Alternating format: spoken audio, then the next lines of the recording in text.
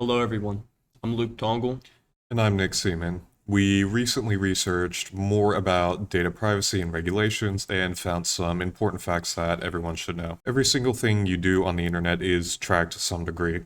From what you do, the things you say, the pictures you post, and even just the websites you visit. The tracking is so extensive that some services that you may not even have an account with, such as Facebook, actually store your data so that they can adjust their algorithm for you if and when you make an account with them. This, in essence, makes your information less safe and more open on the internet. This is a big issue that can have a lot of upsides and downsides. Recently, we interviewed a student here on the Penn State Beaver campus to see what they knew and thought about data privacy. We found that he just seems to accept apps' terms and conditions without even looking them over, as it is too much work for him. He does believe that information is not secure, and even if you delete information off the internet, it is still stored somewhere on a server, and even though you may not see it, it's there. Lastly, he believes that companies do sell your information for profit. And he's right to believe those things. Take Google, for example. Although they offer some paid products such as the Pixel phones, the vast majority of their profit comes from the Google search engine and the Chrome browser, both of which are free.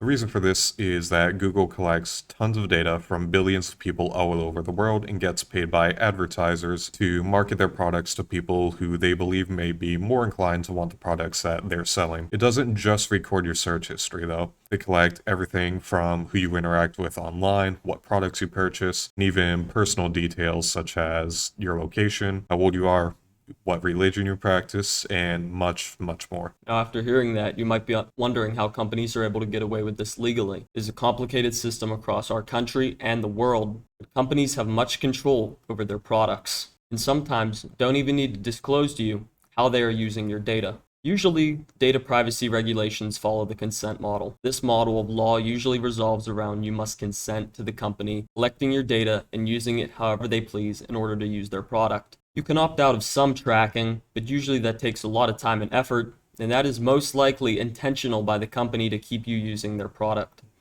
Other services don't even allow you to use their product if you opt out, such as the Apple phones. One example of this situation is when a German journalist requested that Amazon give her all of the data that they collected about her. Initially, Amazon simply just stalled the process, which required her to make multiple phone calls until they eventually gave in. And instead of doing something simple and easily accessible, such as sending her a file in her email, they mailed her several different floppy disks, which had her data on them and had to be printed out for the record to be accessed. Keep in mind that this was done in 2020, which was well past the time that floppy disks were used. The result is that the journalist had several stacks of paper, which ended up being taller than her, and every single page about it was data which Amazon had collected about her. Note data privacy can lead to negative effects, however.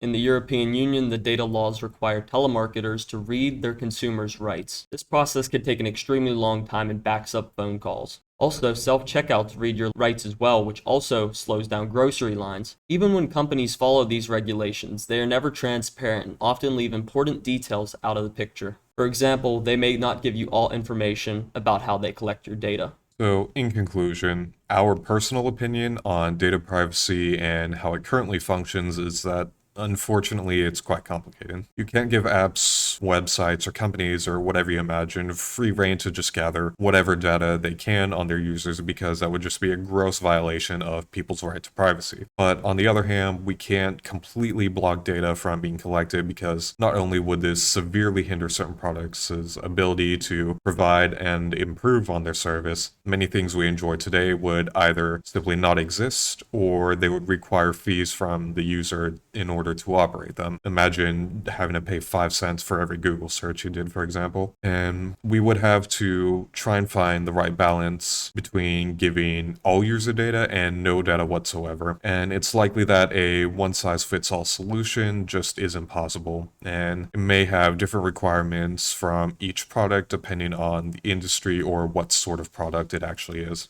We hoped you listened and learned more about data privacy and how it affects you.